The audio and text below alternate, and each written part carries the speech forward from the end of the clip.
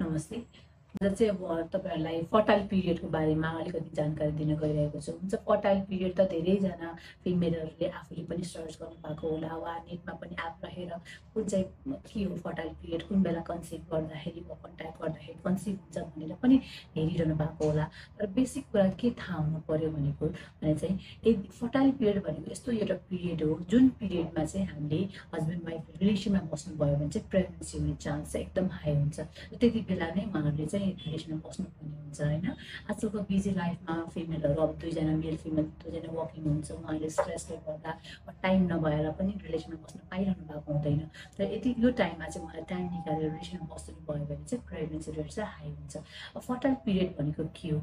Normally चाहिँ के बुझ्नु पर्यो भन्दा स्पर्म र ओभम जुन बेला ओभुलेसन हुन्छ वा जुन रिलेसनमा बस्छ त्यति बेला स्पर्म हाम्रो धेरै दिन अराउन्ड 4 to 5 डेज बाँच्छ भने हाम्रो ओभम चाहिँ अराउन्ड 24 आवर्स मात्र हाम्रो आफ्टर ओभुलेसन चाहिँ त्यहाँभित्र त्यो इन्भाइरोमेन्टमा बाँचिरहेको हुन्छ। त्यही बेला चाहिँ दुईजना रिलेसन भयो भने चाहिँ बच्चा बस्ने चान्सेस हाई हुन्छ हैन। नर्मली कोही महिलाहरूको साइकल फिक्स छ अराउन्ड 28 to 30 डेजको छ भने चाहिँ उहाँहरूले चाहिँ के गर्नु पर्यो भन्दा आफ्टर मेन्सेस 8 days वा 9 days पछि चाहिँ alternate day at least for 10 days रिलेसनमा बस्दिन पर्यो। यो पिरियडमा ओभुलेसन हुने चान्सेस एकदम हाई हुन्छ र स्पर्म पनि हामीले 4 to 5 days बाँच्ने भएको हुनाले अल्टरनेट डे रिलेसनमा बस्दिनु भयो भने चाहिँ उहाँहरूको कन्सिभ गर्ने चान्सेस हाई हुन्छ। तर कसैको चाहिँ अब साइकल इरेगुलर हुनसक्छ 35 days 40 days हैन।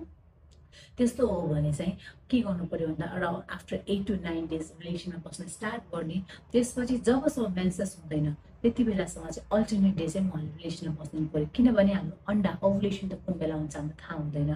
त्यस कारणले त्यस्तो फिमेलहरूले चाहिँ अब त्यो साइकल तर 35 to 40 days त्यति बेला चाहिँ मेन्सेस हुन्छ भनेर उहाँले थाहा हुन। कसैको चाहिँ 2 महिना 3 महिना त्यस्तो हुनेलाई चाहिँ त्यो चाहिँ हामी आफै नै अन्डाहरू निकालेर औषध दिनुपर्ने वा प्रेग्नेन्सीलाई प्लान गरिदिनु पर्ने हुनसक्छ। तर कसैको लामो छोटो त्यो अनुसारको साइकल छ भने चाहिँ हामी यो फर्मुला फलो गर्यो भने चाहिँ प्रेग्नेन्सी हुने चान्सेस चाहिँ एकदम हाई हुन्छ।